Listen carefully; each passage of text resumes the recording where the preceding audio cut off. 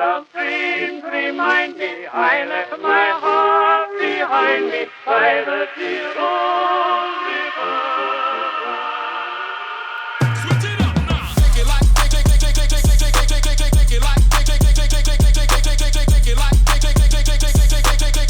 I like it when you move your booty from the take it like that. I like it when you take it like that. I like it when you take it like that. I like it when you hit 'em with the stop now.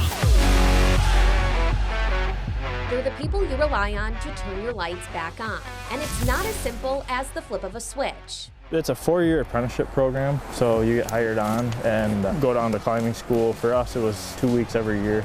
Every year, they continue learning and perfecting their skills. So for this job, they took me out to their training yard. First up, suiting up in the safety gear needed to climb up a utility pole. This will be your gear here. So this will go to the inside of your foot. You'll just step right into there. They always have 2 safety systems to protect them from falling. This is your body positioning belt. This is what's holding me to this pole. Right. So this green one's kind of your primary fall restraint belt.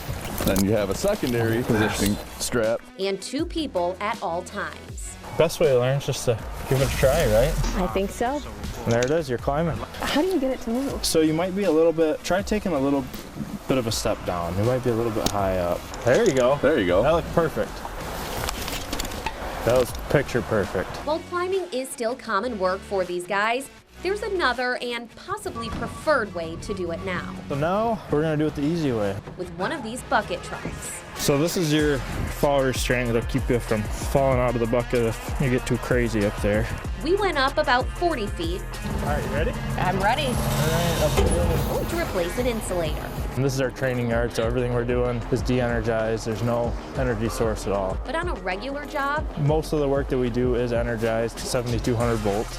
they again always have 2 ways to keep them safe: insulation and isolation. The bucket has a section in the boom that isolates us from the ground, and then our rubber gloves provide insulation so that we're insulated from that voltage. We didn't have to worry about that, but even without the danger of a live wire, it's still a tough job working with their tools and small equipment. Have you ever dropped a tool from up here? It's a trap.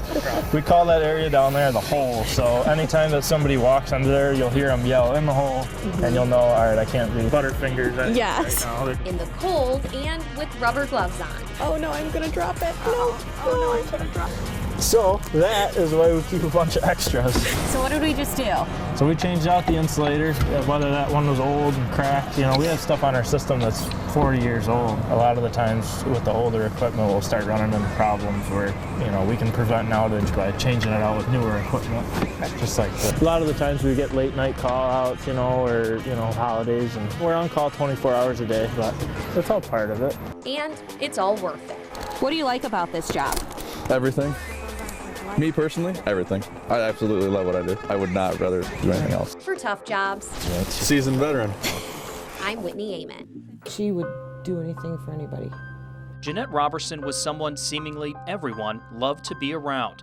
A beautiful young woman with a bright future ahead of her. A future that was snatched away on January 19th, 1983. Jeanette's sister, Lana Jarvie, remembers the moment she got the news. I get a knock on the door. I was just getting out of the shower. And a knock on the door, and there's 2 very, very, very young state police officers standing there, male and female, and they said, you need to call your mother. I didn't have a phone. And I said, why? What happened? You need to call your mother. Okay? I called my mother. My brother answered the phone, and he says, Jeanette's been murdered. The murder happened in the basement of this building in the middle of downtown Reed City. It's empty now, but was a pet store back in 1983 where Jeanette was working. I didn't believe she was dead. You know, I made all these scenarios in my head. Well, she's on the witness protection program, or, you know, they mistook her body or something. But I didn't believe she was dead.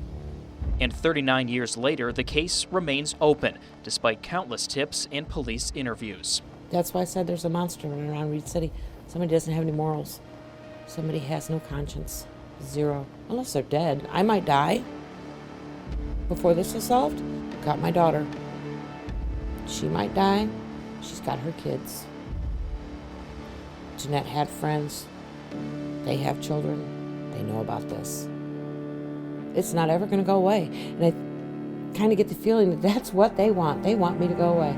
And so Jeanette's family will gather and walk for justice again this weekend, in hopes this year they finally answer the question, who killed Jeanette and why? Oh, we already know the where. We already know the how. It's the who and the why that's still out there. Yeah. Somebody step forward and say, you know what?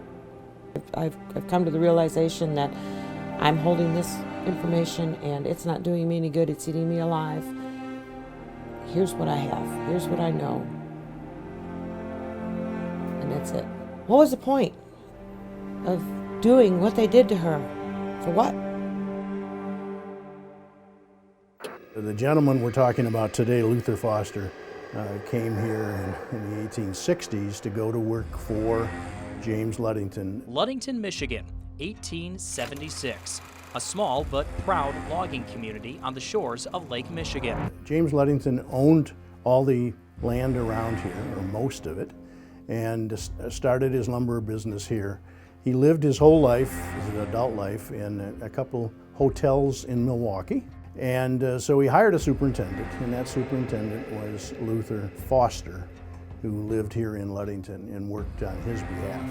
And Luther's job was essentially to oversee Mr. Ludington's operations. That's correct. Very involved in the community. His wife was the belle of the local society. But that life of notoriety would be shattered one night in late June of 1876. They were awakened by some noise in their house, and they discovered an intruder or intruders. I'm not quite sure of exactly how many people were involved. So that's where the robber or robbers would have gone in. Correct. And he chased them to the north up this street. The descriptions we have of that exist, the encounter with the burglars happened up on that corner, and that's where he was shot. Despite Foster meeting an untimely end, his impact would continue to be felt in the Ludington area, with nods to his contributions. Today, you'll find Foster Street, home for years to Foster Elementary. And just as Foster's legacy has endured, so has the mystery of who killed him. People still talk about this, however many 100 plus, 200 plus years later, about what happened here. I mean, is this a murder that's ever going to be solved, or is that secret long in the grave? I suspect it will never be solved.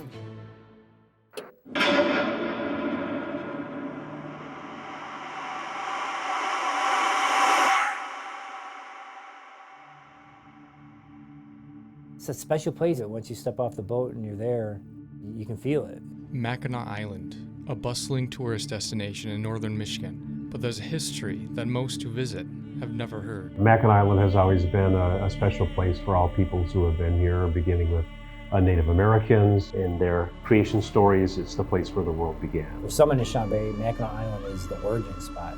And with people inhabiting the island since time immemorial, it's become sacred land for not just the living.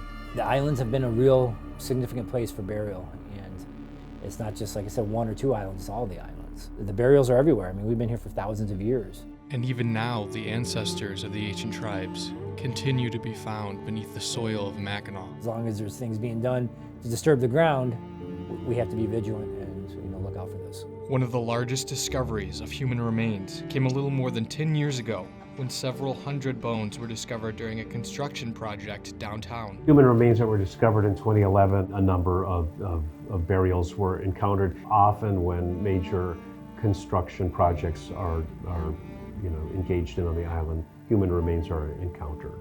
Today, the tribes and Mackinac State Historic Parks are working together to better tell the history of those that were here first.